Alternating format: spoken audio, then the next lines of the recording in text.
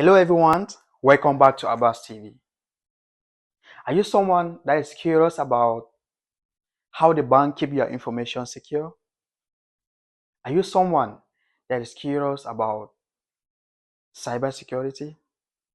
Are you someone that's curious about what happens to your data when you visit a website? If you are, then this video is for you. Today, we'll be talking about on-site cybersecurity architecture, and we'll be using a bank as an example. On the board here, I have two sites.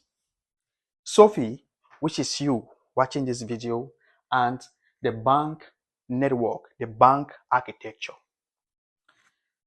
Sophie has gone to the bank. She has opened a bank account.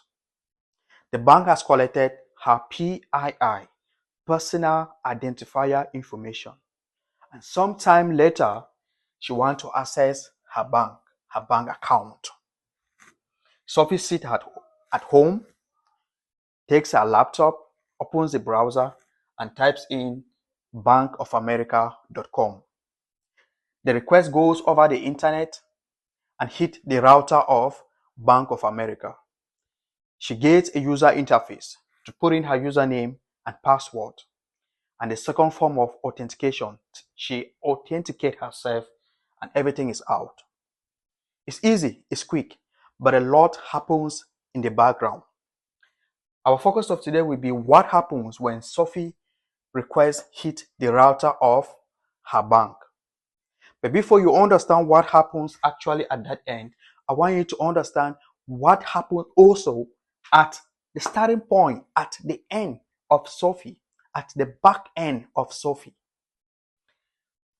When Sophie types in Bank of America, that is a domain name that needs to be converted to an IP address. And the domain name system does the conversion. Sophie request is referred to as a packet. And a packet contains three things: a header, content, and a footer. A header contains the source address, where it is coming from, Sophie IP address, the destination IP address, and the protocol. The content is the actual data that is in the packet, and the footer is for error checking. So Sophie packet goes over the internet and hits the router of Bank of America. A router is a device that routes traffic for a network.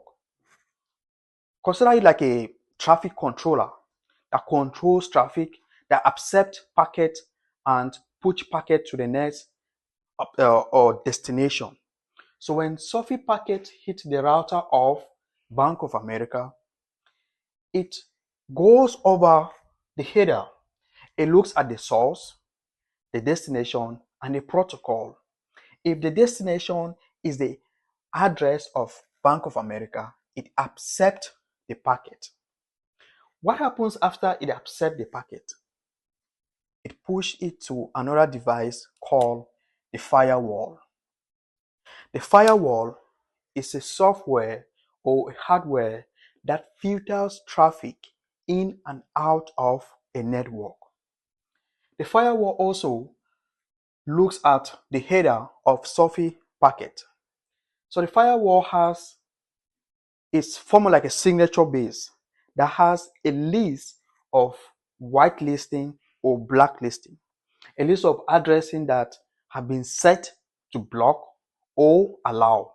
So what it does now is it looks at the source address of Sophie and it checks with its signature, with the list that it has. Is Sophie address under the blacklist or no? It also looks at the protocol that Sophie is trying to access. Does she have the ability to access that over the internet or no? Let's say Sophie packet has passed the level of the firewall. The firewall then push it to IPS and IDS. IPS, Intrusion Prevention System, it looks into the content of the packet. it looks at malicious code. So it has the capability to look into the actual content of the packet itself. Whereas router and the firewall, they don't have the capability.